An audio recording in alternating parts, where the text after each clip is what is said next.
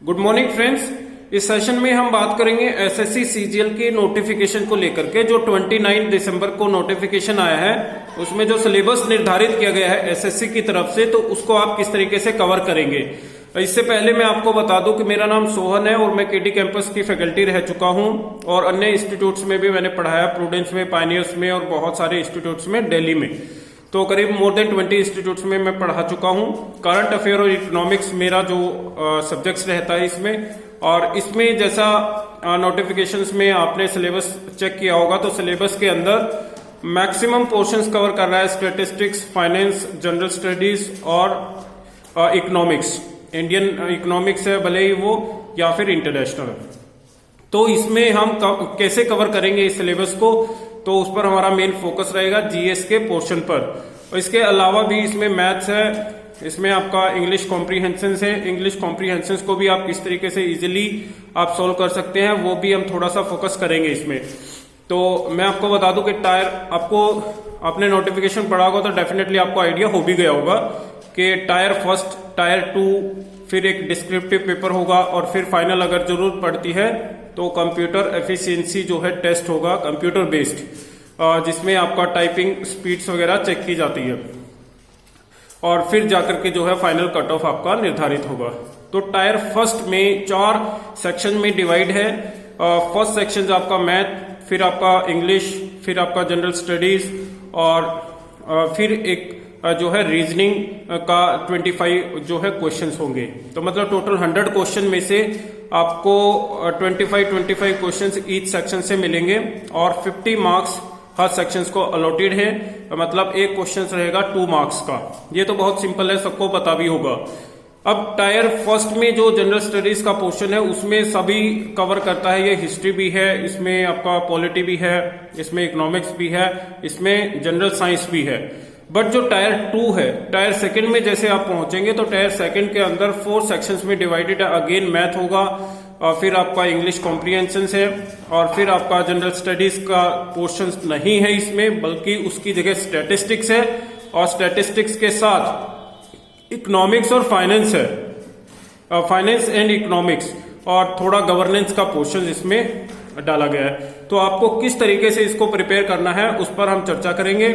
Math और English तो as it is जैसे आप प्रिपेयर करते हैं वैसे ही आपको करना है। बट जो अदर पोर्शन है जिसमें से 400 मार्क्स आपको अलॉट किए गए हैं सेकंड टायर के लिए, तो वो किस तरीके से आपको प्रिपेयर करना है वही हमारा मेन फोकस रहेगा। और मैं आपको जो इन डेप्थ सिलेबस है उसके बारे में एक बार बता देता हूं, इसमें जो जो सिलेबस दिया गया है। तो गाइस, टायर फर्स्ट का तो हम डिस्कस कर चुके हैं और टायर सेकंड में जैसे मैंने आपको बताया स्टैटिस्टिक्स है इसमें। अब ये स्टैटिस्टिक्स के पोर्शंस में क्या क्या इंक्लूड है वो हम देख लेते हैं। Collections, classifications and presentation of statistical data, central tendency, measures of dispersion, skewness, कुर्टोसिस, correlation, regressions, probability, random variable probability distributions. ये इकोनॉमिक्स का ही पार्ट है। जो स्टैटिस्टिक्स होता है वो इकोनॉमिक्स का ही पार्ट होता है। अगर आपने मास्टर डिग्री किया है इकोनॉमिक्स में तो डेफिनेटली आपको आइडिया होगा। सैम्पलिंग थ्योरी, स्टैटिस्टिकल इन्फेरेंस, तो ये सब टॉपिक्स इसमें, analysis of variance, time series और इंडेक्स नंबर, ये स्टैटिस्टिक्स, कोर स्टैटिस्टिक्स के टॉपिक्स हैं जिसको आपको कवर करना होगा। थोड़ा सा डिफिकल्ट रहेगा बट अगर आप टाइम देंगे तो डेफिनेटली आप इसको कवर कर सकते हैं।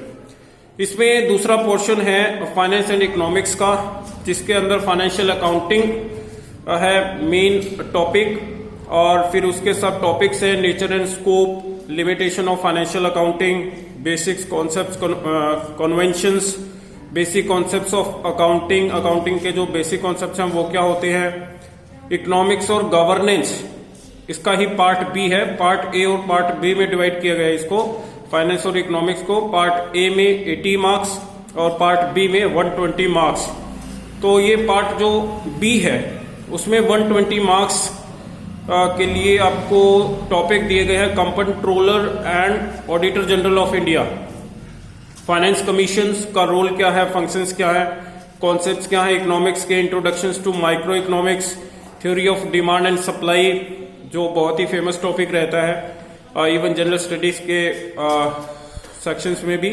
तो थ्योरी ऑफ प्रोडक्शन और कॉस्ट, प्रोडक्शन एंड कॉस्ट की जो थ्योरी है वो एक इसमें मेन टॉपिक है। Forms of market and price determinations in different markets, और फिर इंडियन इकोनॉमी का पार्ट भी इसमें है। मतलब Indian economy, populations, national income, agricultures, poverty, unemployment, infrastructures, energy, transportations, communications और money and banking, budget and fiscal deficits जो FRBM में करके एक्ट आया था 2003 में, वो भी दिया हुआ है।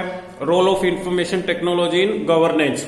तो इस तरीके से ये 400 मार्क्स आपको दिए गए हैं स्टैटिस्टिक्स के पोर्शंस को और फाइनेंस एंड इकोनॉमिक्स के पोर्शंस को। तो ये आपके लिए बहुत क्रूशियल रहेगा। अगर आप इसमें से ठीक ठाक मार्क्स ले लेते हैं तो डेफिनेटली आपके चांसेस जो होंगे हाई होंगे। इसके बाद है skill test, data entry speed test हो सकता है। वो देखा जाएगा कि आपने किस तरीके की पोस्ट के लिए अप्लाई किया है। तो 15 मिनट इसके लिए भी दिए जाएंगे ताकि आपकी कंप्यूटर प्रोफिशिएंसी जो है वो चेक की जा सके। कंप्यूटर प्रोफिशिएंसी और जो स्पीड टाइपिंग टेस्ट है वो भी किसी जो जिस पोस्ट के लिए अगर रिक्वायरमेंट है तो डेफिनेटली वो होगा।